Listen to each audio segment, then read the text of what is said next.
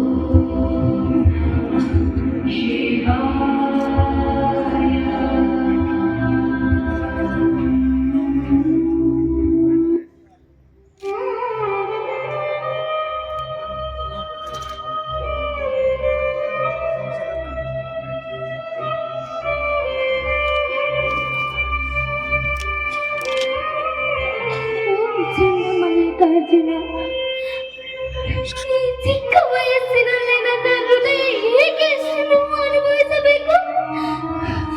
ಯಾರಿಗೆ ಹೇಳಲಿ ನನ್ನ ದುಃಖ? ಲೋಕ ಕೇಳುವುದಿಲ್ಲ, ನೀನೇ ಕೇಳಬೇಕು ದೇವರೇ.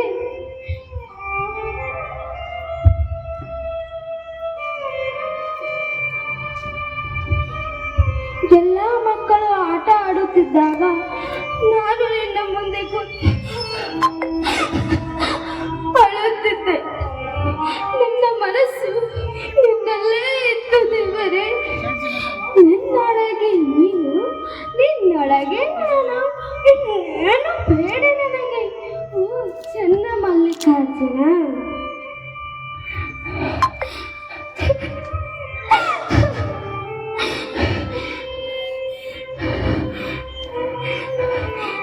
ನಾನು ಬೇಡ ಅಂದರು ಕಣ್ಣೀರು ನೋಡದೆ ನನಗೆ ಮದುವೆ ಮಾಡಿದರು. ನನ್ನ ಜೀವನವೇ ಕತ್ತಲಾಯಿತು. ನನ್ನ ಜೀವನವೇ ನಾನು ನಿನ್ನವಳಾಗಿದ್ದೆ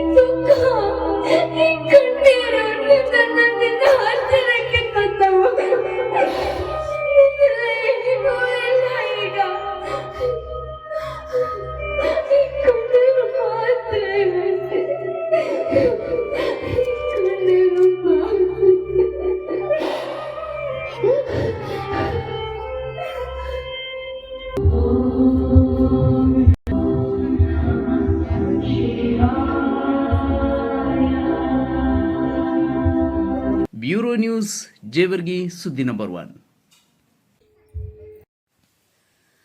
ನಿಖರ ಹಾಗೂ ನೈಜ ಸುದ್ದಿಗಾಗಿ ನಮ್ಮ ನ್ಯೂಸ್ ಚಾನೆಲ್ ಸಬ್ಸ್ಕ್ರೈಬ್ ಮಾಡಿ, ಬೆಲ್ ಬಟನ್ ಒತ್ತಿ ಸದಾ ನಮ್ಮ ಜೊತೆಗಿರಿ.